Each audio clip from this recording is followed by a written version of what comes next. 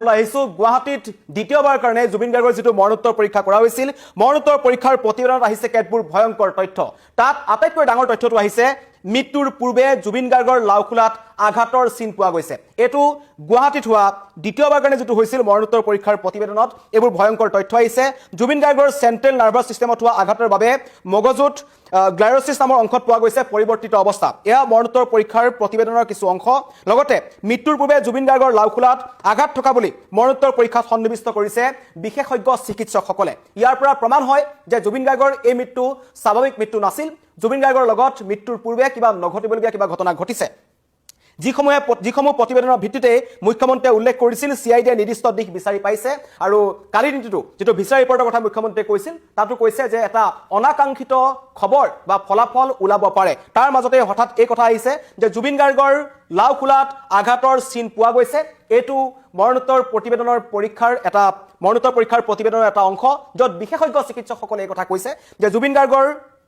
central nervous সিস্টেমত পোৱা আঘাতৰ বাবে মগজুৰ গ্লাইৰোসিছত অংশত কিছু পৰিৱৰ্তিত অৱস্থা পোৱা গৈছিল আৰু মৃত্যুৰ পূৰ্বে জুবিন গাৰ্গৰ লাউখোলাত আঘাত থকা বুলি মৰণোত্তৰ পৰীক্ষাত সন্নিবিষ্ট কৰিছে বিশেষজ্ঞ চিকিৎসকসকলে যিসমূহ প্ৰতিবেদনৰ ভিত্তিত মুখ্যমন্ত্ৰীয়ে কালি কৈছিল লগতে তদন্তকাৰী সিআইডি ইতিমধ্যে গ্ৰেপ্তাৰ কৰা অভিযুক্তৰ বিৰুদ্ধে জুবিন গাৰ্গৰ অস্বাভাৱিক মৃত্যুৰ ক্ষেত্ৰত ভাৰতীয় ন্যায় সংহিতাৰ 103 অনিচ্ছাকৃত হত্যাৰ কাৰণে 105 আৰু অৱহেলাৰ ফলত মৃত্যুৰ কাৰণে 106 এক ধাৰাটো আৰোপ কৰিছে সন্নিবিষ্ট কৰিছে ইয়াৰ পৰা এটা কথা গম পোৱা যায় যে মুখ্যমন্ত্ৰীয়ে কোৱা নিৰ্দিষ্ট দিশ যোনটো কথা কৈছে কাৰণ মুখ্যমন্ত্ৰী আগতে কৈছিল যে হত্যাও হ'ব পাৰে শেখৰ জ্যোতি গোস্বামীয়ে মন্তব্য কৰিছিল যে সিদ্ধাৰ্থ শৰ্মাই জুবিন গাৰ্গক বিষপান কৰি হত্যা কৰিছে তাৰ আগতেই জুবিন গাৰ্গে মূৰত কেনেকৈ আঘাত পালে জুবিন গাৰ্গ ইয়ত পাৰ্টিটোত প্ৰথমতে পৰি গৈছিল নেকি কাৰণ জুবিন গাৰ্গ আগতে কেইবাবাৰো ষ্টুডিঅ'ত তেওঁ পৰি গৈছে ডিব্ৰুগড়ত অসম জাতীয়তাবাদী যুৱ ছাত্ৰ পৰিষদৰ শ্ব' কৰি যেতিয়া তেখেত এখন হোটেলত আছিল তাৰো বাৰ্থৰুমত জুবিন গাৰ্গ পৰি গৈছিল অনুৰূপ ঘটনাই সংঘটিত হৈছিল নেকি ছিংগাপুৰত সেই ঘটনা লুকুৱাই ৰখা হৈছিল নেকি তাৰ পাছত জুবিন গাৰ্গৰ স্বাস্থ্যৰ অধিক অৱনতি ঘটিছিল নেকি তেনেবোৰ প্ৰশ্ন এতিয়া উত্থাপন হৈছে জানি বুজি পৰিয়ালৰ লোকক সেই খবৰ দিয়া হোৱা নাছিল নেকি জুবিন গাৰ্গৰ ইয়াৰ পূৰ্বে সেই ইয়টত পাৰ্টিত থকাৰ সময়তেই পানীত নমাৰ আগতেই জুবিন গাৰ্গ অসুস্থ হৈছিল নেকি বহু তথ্য বহু প্ৰশ্ন এতিয়া নতুনকৈ উদ্ভাৱন হৈছে কিন্তু এই মুহূৰ্তত আপোনালোকক জনাইছো মৃত্যুৰ পূৰ্বে জুবিন গাৰ্গৰ লাউখোলাত পোৱা গৈছে আঘাতৰ চিন এয়া মৰণোত্তৰ পৰীক্ষাৰ প্ৰতিবেদনৰ এটা তথ্য যেটো সিআইডিৰ ফালৰ পৰা কিছু তথ্য আহিছে আৰু কালিও মুখ্যমন্ত্ৰীয়ে যিবোৰ মন্তব্য কৰিছিল সেই মন্তব্যটো এটা কথা স্পষ্ট হৈ গৈছিল যে তদন্ত প্ৰক্ৰিয়াটো চলি আছে তদন্তত বহু ডাঙৰ ডাঙৰ ক্লু সিআইডিয়ে পাইছে আৰু এটা তেওঁ কৈছিল যে শীঘ্ৰেই এটা অনাকাংক্ষিত ফলাফল লাভ কৰাটো নিশ্চিত অতি শীঘ্ৰেই অনাকাংক্ষিত ফলাফল লাভ কৰাটো নিশ্চিত বুলি তেওঁ মন্তব্য কৰিছিল আৰু সমগ্ৰ অসমবাসীয়ে বিচাৰি আছে বিশেষকৈ গৰিমা শইকীয়া গাৰ্গৰ পৰা আৰম্ভ কৰি পৰিয়ালৰ সকলোৱে বিচাৰি আছে কি পৰিস্থিতিত 19 ছেপ্টেম্বৰত জুবিন গাৰ্গৰ মৃত্যু হ'ল কি পৰিস্থিতিত জুবিন গাৰ্গ দুৰ্ঘটনাত পতিত হ'ল জুবিন গাৰ্গক তালৈ লৈ গৈছিল নেকি তেনেকুৱা ধৰণৰ এটা ঘটনা সংঘটিত কৰাবৰ কাৰণে পৰিকল্পিত হত্যাকাণ্ড আছিল নেকি টকাৰ লেনদেনৰ কাৰণে হত্যাকাণ্ড সংঘটিত কৰা হ'ল নেকি আগতীয়াকৈ কোনোবা বা এনেকুৱা ধৰণৰ চক্ৰান্তত পৰি জুবিন গাৰ্গক হত্যা কৰিবলৈ কোনোবাই আগতীয়াকৈ এখন এনেকুৱা ধৰণৰ এটা ব্লুপ্ৰিণ্ট ৰচনা কৰিছিল নেকি ছিংগাপুৰৰ একাংশ লোক তাত জড়িত আছে নেকি সিদ্ধাৰ্থ শৰ্মা বা এই সন্দীপন গাৰ্গ শেখৰ জ্যোতি গোস্বামী অমিত প্ৰভা মহন্ত তেওঁলোকৰ চকুৰ সন্মুখত কি হৈছিল সকলোৱে কিন্তু বেলেগ বেলেগ ধৰণৰ মন্তব্য কৰিছে কিছুমানে প্ৰথমতে মন্তব্য কৰিছিল পানীত সাঁতুৰি থকা অৱস্থাত জুবিন গাৰ্গৰ মুখেৰে ফেন ওলায় দ্বিতীয় অৱস্থাত তেওঁ সাঁতুৰিবলৈ যোৱা অৱস্থাত ভাগৰি পৰিছিল পানীত ডুবি জুবিন গাৰ্গৰ মৃত্যু হ'ল বুলি ক'লে অমিত প্ৰভা মহন্তই মন্তব্য কৰিলে যে নহয় জুবিন গাৰ্গে নিজেই পানীত নামিছিল আৰু পৰৱৰ্তী সময়ত তেখেত ভাগৰুৱা হৈ পৰিছিল প্ৰথমতে শেখৰ জ্যোতি গোস্বামীয়ে এই মন্তব্য কৰিলে যে তেওঁই জুবিন গাৰ্গক ওপৰলৈ দাঙি আনিছিল আৰু শেষত সিআইডিৰ জেৰাত তেওঁ কিন্তু মন্তব্য কৰি দিলে যে সিদ্ধাৰ্থ শৰ্মাই বিষ পাৰণ কৰি জুবিন গাৰ্গক হত্যা কৰিছে এনে কেতবোৰ মন্তব্যৰ পাছত সকলোৰে বেলেগ বেলেগ মন্তব্যৰ পাছত এই ঘটনাটো অধিক ৰহস্যৰ মাজলৈ সোমাই গৈছিল কিন্তু এই মৰণোত্তৰ পৰীক্ষাৰ প্ৰতিবেদনখন অত্যন্ত গুৰুত্বপূৰ্ণ আছিল ভিছাৰা ৰিপৰ্টটো ইতিমধ্যে পৰখি আহি পাইছে এছআইটিয়ে জিএমচিএইচৰ বিশেষজ্ঞ চিকিৎসকক সকলো গতাই দিছে কিন্তু জিএমচিএইচৰ যোনটো আছিল ৰাইজৰ বিপুল দাবীত কাৰণ চৰকাৰে কৰিবলৈ বিচৰা নাছিল জুবিন গাৰ্গৰ নশ্বৰ দেহটো বেয়া হৈ যাব বুলি ভয় কৰিছিল আৰু পৰৱৰ্তী পৰ্যায়ত ৰাইজে যেটা দাবী কৰিলে অসমবাসী যেটা দাবী কৰিলে যে নহয় অসমতো মৰণোত্তৰ পৰীক্ষা এটা কৰিব লাগিব জিএমচিএইচত কৰিব লাগিব সেইকাৰণে জিএমচিএইচলৈ জুবিন গাৰ্গৰ নশ্বৰ দেহ লৈ যোৱা হৈছিল তাত বিশেষজ্ঞ চিকিৎসকসকলে জুবিন গাৰ্গৰ মৰণোত্তৰ পৰীক্ষা কৰিছিল আৰু প্ৰতিবেদনত যিবোৰ ভয়ংকৰ তথ্য আহিছে তাত আটাইতকৈ ভয় লগা দিশটো হৈছে জুবিন গাৰ্গৰ লাউখোলাত আঘাতৰ চিন কোনে সেই আঘাত জুবিন গাৰ্গৰ মূৰত দিলে কোনে কেনেকৈ জুবিন গাৰ্গে মূৰত আঘাত পালে সেই কথা কিন্তু প্ৰথমতে কোৱা হোৱা নাছিল আৰম্ভণিৰ পৰা কোৱা হোৱা নাছিল প্ৰথমতে কৈ থকা হৈছিল যে হঠাৎ জুবিন গাৰ্গ অসুস্থ হৈছিল যদি হঠাৎ জুবিন গাৰ্গ অসুস্থ হ'ল তেন্তে সেই মৃত্যুৰ আগতে তেখেতৰ মূৰত এই লাওখোলাত আঘাতৰ চিনটো কেনেকৈ আহিল সেইটো এটা ডাঙৰ প্ৰশ্ন অধিক ৰহস্যৰ মাজলৈ সোমাই গৈছে সেইকাৰণে তদন্তকাৰী CID ইতিমধ্যে গ্ৰেপ্তাৰ কৰা অভিযুক্তৰ বিৰুদ্ধে অস্বাভাৱিক মৃত্যুৰ ক্ষেত্ৰত ভাৰতীয় ন্যায় সংহিতাৰ BNSৰ 103 অনিচ্ছাকৃত হত্যা 105 অৱহেলাৰ ফলত মৃত্যুৰ কাৰণে 1061 ধাৰা আৰোপ কৰিছে আৰু কোনো অপৰাধী অভিযুক্ত যাতে সাৰি যাব নোৱাৰে তাৰ কাৰণে সকলো বদ্ধপৰিকৰ বিশেষকৈ পৰিয়াল তথা সমগ্ৰ অসমবাসী ৰাইজে কৈছে যে এই জুবিন গাৰ্গৰ মৃত্যু কেনেকৈ হ'ল অসমৰ এটা কণ্ঠ হঠাৎ ছিংগাপুৰৰ সাগৰত কেনেকৈ নাইকিয়া হৈ গ'ল সেই ঘটনাটো চালি জাৰি চাব লাগে জুবিন গাৰ্গক তালৈ মাতি নিয়া হত্যা কৰা হৈছিল কাৰণ শ্যামকানু মহন্ত তেওঁ নিজৰ পৰিয়ালৰ আগত মন্তব্য কৰিছিল যে জুবিন মোৰ কাৰণে পণ্য সামগ্ৰী জুবিনে মদ খায় জুবিনে পানী খায় মোৰ ক'বলগীয়া একো নাই কিন্তু তেওঁক মই ব্যৱহাৰ কৰিম হয়তো ব্যৱহাৰ কৰিবৰ কাৰণে লৈ যোৱা হৈছিল শ্যামকানু মহন্তৰ ইয়াত হাত আছে নেকি টকাৰ লেনদেন আছে নেকি সিদ্ধাৰ্থ শৰ্মাৰ লগত কিবা গোপন বুজাবুজি শ্যামকানু মহন্তৰ হৈছিল নেকি সন্দীপন গাৰ্গে কি কথা জানে কাৰণ সন্দীপন গাৰ্গে কিন্তু কোৱা নাছিল এতিয়ালৈকে যে জুবিন গাৰ্গৰ লগত প্ৰকৃততে কি হৈছে তেখেতক 14 দিন 15 দিন তেওঁ জুবিন গাৰ্গৰ ঘৰতে লুকাই থাকিল পৰৱৰ্তী সময়ত ৰাইজৰ বিপুল দাবীৰ পাছত তেখেতক CIDয়ে জেৰা কৰিলে গ্ৰেপ্তাৰ কৰিলে এতিয়ালৈকে কোনো মুখ খোলা নাই অমৃত প্ৰভা মহন্তৰ মন্তব্য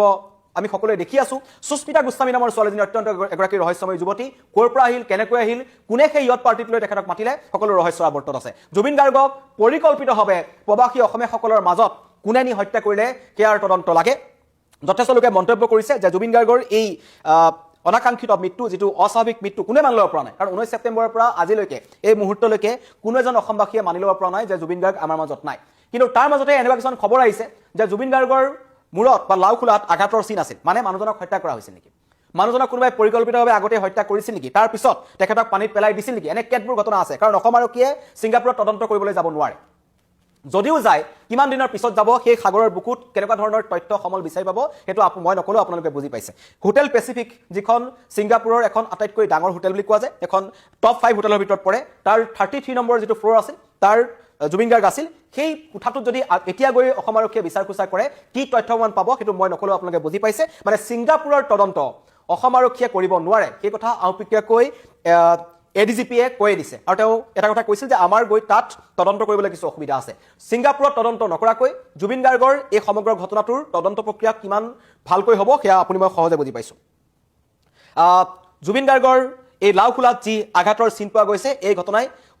এই তথ্যটো আসলতে মৰণোত্তৰ পৰীক্ষাৰ প্ৰতিবেদনৰ যেটো তথ্য অধিক ৰহস্যৰ মাজলৈ ঠেলিছে আৰু এতিয়া হয়তো সকলোৰে মনত যেটো সন্দেহ আছিল যে জুবিন গাৰ্গক পৰিকল্পিতভাৱে হত্যা কৰা হ'ল আৰু সেই কথা এতিয়া লাহে লাহে এই মৰণোত্তৰ পৰীক্ষাৰ প্ৰতিবেদনত ওলাবলৈ ধৰিছে আৰু সেই ঘটনাৰ পাছত এতিয়া সমগ্ৰ অসমবাসীয়ে পুনৰ লিখিছে জাষ্টিস ফৰ জুবিন গাৰ্গ যিকোনো মুহূৰ্তত ডাঙৰ আপডেট আহিব পাৰে কাৰণ মুখ্যমন্ত্ৰীয়ে কিন্তু কালি দিনটোতে ইংগিত দিছিল যে ভিসা ৰিপৰ্টটো পোৱাৰ পাছত মৰণোত্তৰ পৰীক্ষাৰ প্ৰতিবেদন পোৱাৰ পিছত দুটা ৰিপৰ্ট মিলাই চোৱাৰ পাছত আমি যথেষ্ট আশাবাদী যে এটা অনাকাংক্ষিত ফলাফলৰ দিশে আমি গৈ আছো হঠাৎ সকলো ধৰা পৰিব পাৰে কোনে এই ব্লুপ্ৰিণ্ট ৰচনা কৰিছিল কোনে কেনেকৈ এই ঘটনাটোক দাব দিবলৈ চেষ্টা কৰিছিল কাৰণ দুৰ্ঘটনা সংঘটিত হ'ব পাৰে সেইটো কোনো ডাঙৰ কথা নহয় দুৰ্ঘটনাটোক দাব দিবলৈ কিয় চেষ্টা কৰা হ'ল এই জুবিন গাৰ্গৰ একেবাৰে কাষত থকা মানুহখিনি জুবিন গাৰ্গক আমি যেটো দেখি আছো 1992 চনৰ পৰা তাৰ পিছত লাহে লাহে জুবিন গাৰ্গৰ কাষত এই ৰঘুমলাৰ দৰে কিছুমান মানুহ আহিছিল যিসকলে জুবিন গাৰ্গ নামৰ বটবৃক্ষজোপাৰ কাষত ৰৈ তেওঁলোকে নিজৰ ব্যৱসায় চলাই গৈছিল নিজৰ কোনোবাই ষ্টুডিঅ' খুলিছিল কোনোবাই 6 লাখ টকীয়া মাইক্ৰফোনটো জুবিন গাৰ্গক 16 লাখ টকাত বিক্ৰী কৰিলে চাবলৈ গ'লে শেখৰজ্যোতি গোস্বামীৰ ষ্টুডিঅ'টো জুবিন গাৰ্গৰ ষ্টুডিঅ'তকৈ বেছি ডাঙৰ বেছি ইকুইপমেণ্টছ থকা এটা ষ্টুডিঅ' শেখৰজ্যোতি গোস্বামীয়ে খুলিছিল আৰু এইবোৰ পৰজীৱীবিদৰ কাষতেই গৈ আমাৰ বটবৃক্ষজোপা নাইকিয়া হৈ গ'ল সাগৰৰ বুকুত চিৰদিনৰ কাৰণে অসমবাসীৰ এটা কণ্ঠ নাইকিয়া হৈ গ'ল এই তদন্তত গাফিলতি কৰা আহিবলৈ নিবিচৰা সঁচাটো জনাৰ পিছতো সমগ্ৰ ঘটনাটোক বিপৰীত দিশলৈ লৈ যোৱা মানুহসকলো কিন্তু তদন্ত প্ৰক্ৰিয়াত আহিব লাগে সকলোৰে বিৰুদ্ধে এই সমূহ ধাৰা দিয়া হৈছে আৰু আটাইতকৈ ডাঙৰ কথা সেই ভিডিঅ'টো এই যিটো ভিডিঅ' প্ৰথমৰ পৰা অসমবাসী ৰাইজৰ মনত প্ৰশ্ন উত্থাপন হৈছে জুবিন গাৰ্গে এবাৰ লাইফ জেকেটটো পিন্ধি সাঁতুৰিছে এবাৰ খুলি সাঁতুৰিছে এবাৰ তেখেত ভাগৰুৱা হৈ আছে দুজন মানে পিছফালে মন্তব্য কৰিছে ইমান দম নাইতো পানী ডুবি যাব পাৰে উঠাই দিও নেকি এজনে কৈছে পাৰিব এইবোৰ মন্তব্য কোনে কৰিছিল কোনে জুবিন গাৰ্গক সাগৰত নামিবলৈ কৈছিল বা সাগৰত নামিবলৈ বাধ্য কৰিছিল বা সাগৰত নামাবলৈ লৈ গৈছিল তন্ময় ফুকনে সেই ইয়ত পাৰ্টিটোৰ আয়োজন কৰিছিল সেই কথা ইতিমধ্যে স্পষ্ট হৈছে কিন্তু এতিয়া এই লাওখোলাত আঘাতৰ চিন মৃত্যুৰ পূৰ্বে এই ঘটনাই কিন্তু সমগ্ৰ ঘটনাটো অধিক ৰহস্যৰ মাজলৈ নিছে এখন ইয়াৰ আৰু নতুন নতুন তথ্য আহিব এখন সম্পূৰ্ণ মৰণোত্তৰ পৰীক্ষাৰ প্ৰতিবেদনখন কোৱা নাই মাত্ৰ এটা পইণ্ট আপোনালোকক জনাইছো যে জুবিন গাৰ্গৰ মৃত্যু স্বাভাৱিক নাছিল বুলি আমি যিটো সন্দেহ কৰি থকা হৈছে সেই সন্দেহটো আখৰে আখৰে প্ৰমাণ হ'ব নিচিনা লাগি আছে কাৰণ জুবিনৰ ৰহস্যজনক মৃত্যুৰ সন্দৰ্ভত গুৱাহাটীত সম্পন্ন হোৱা মৰণোত্তৰ পৰীক্ষাৰ প্ৰতিবেদনত আহিছে এই ভয়ংকৰ তথ্য জুবিন গাৰ্গৰ চেণ্ট্ৰেল নাৰ্ভাছ ছিষ্টেমত হোৱা আঘাতৰ বাবে মগজুত পৰিৱৰ্তিত অৱস্থা পোৱা গৈছে লগতে মৃত্যুৰ পূৰ্বে জুবিন গাৰ্গৰ লাওখোলাত আঘাত থকা বুলি মৰণোত্তৰ পৰীক্ষাৰ প্ৰতিবেদনত সন্নিৱিষ্ট কৰিছে বিশেষজ্ঞ চিকিৎসকসকলে এই ঘটনাই এই তথ্যৰ পাছত এতিয়া সমগ্ৰ ঘটনা অধিক ৰহস্যৰ মাজলৈ সোমাই যোৱা হৈছে কাৰণ কোনে হত্যা কৰিলে কি কাৰণত জুবিন গাৰ্গৰ সৈতে কাৰ ইমান শত্ৰুতা আছিল কাৰণ কালিৰ দিনটোত জুবিন গাৰ্গৰ নতুনকৈ যিখন চিনেমা আহি আছে ৰৈ ৰৈ বিনালে তাৰ এগৰাকী অভিনেত্ৰীয়ে মন্তব্য কৰিলে যে ৰৈ ৰৈ বিনালেখনৰ শ্বুটিঙৰ সময়তো একেদিনাই দুটা অনুষ্ঠান থকাক লৈ সিদ্ধাৰ্থ শৰ্মা আৰু জুবিন গাৰ্গৰ মাজত কাজিয়া হৈছিল গালিগালাজ কৰিছিল জুবিন গাৰ্গে সিদ্ধাৰ্থ শৰ্মাক সেইবোৰৰ কাৰণে প্ৰতিশোধ লবৰ কাৰণেই জুবিন গাৰ্গক সিদ্ধাৰ্থ শৰ্মাই ছিংগাপুৰলৈ লৈ গৈছিল নেকি যাতে